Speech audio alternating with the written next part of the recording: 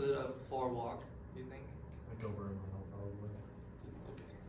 So probably long for a campus, Yeah. but think about a city. So you like that time and that distance, you can walk around the original Macau. And a little brief history of Macau. So it's a southern city in China, in the Guangdong province, and it's just a small peninsula. So it's made up with 3 islands. So it's Macau, Taipa, and Kolowan. And Macau is attached to in China. So the other ones were islands, but they connected them together with bridges like maybe 20, 30 years ago. And as you can see, it's only 8.5 square miles, so double the size of MSU, I think.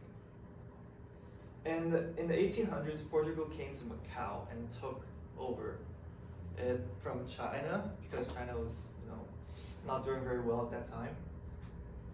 And it was just a small fishing village. So as you can see there, they caught all the fish, and we do a thing when the Portuguese came over. It was like we dried up the fish, we hanged them, we covered them with salt, and then so we can keep the fish a little bit longer.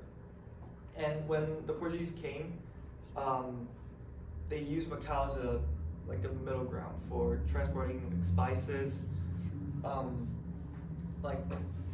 guns and stuff, all that to Europe. I don't know why it's a good idea, because geographically it's not, but they made it work somehow.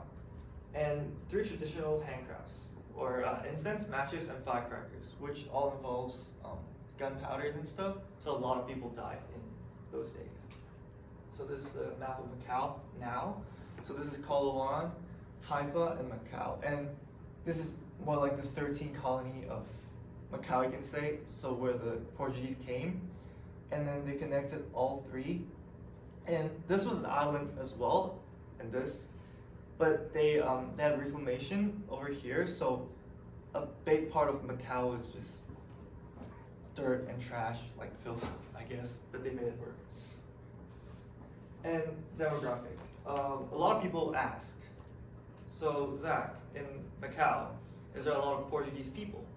So, if you want to say Caucasians, not really. Only 3% of them are actually Portuguese, but a lot of them are mixed. So we call them Macanese, which is Chinese mixed with Portuguese. So Asians, as you can say. And the other percentage would be Filipinos and Indians, and a small part of, I think, Africans, but very little. And majority of Filipinos are being maids and in the hospitality business. So they would send money back to Philippines to feed their family, which is very sad, I personally think. And the mix of culture. Again, Portuguese and Chinese people. And interesting fact is that Chinese culture, people tend to have 3 meals, and they tend to have it earlier in the day. And Macau, which adapt the Portuguese culture, with 4 meals. So breakfast, lunch, high tea, and dinner. So we would have a meal between lunch and dinner. So we just have pastries like these, and coffee or tea. So that's the Portuguese egg tart, which made it to famous Macau food. And then we got seafood, risotto, and then pork buns, and then baked pork and dim sum. Good. Can anybody guess which one's Portugal and which one's Macau? Top right is Portugal. So, trick question, all of the above is Macau. So, as you can see, it is very Portuguese, like the buildings and stuff. So this was built in the 1800s, but you can see like these tall buildings like just right next to it, probably built like 30 years ago. So it's a very interesting thing to see in the city. And gambling and tourism. Well, we rely on that a lot, and 82.5% year to year. So almost $12 billion were made each Can we run about January. 30 seconds? Yeah.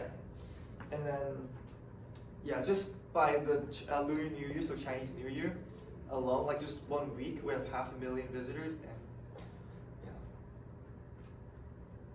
yeah. And I just want to say, like, all the gambling and tourism and stuff, they're all ran by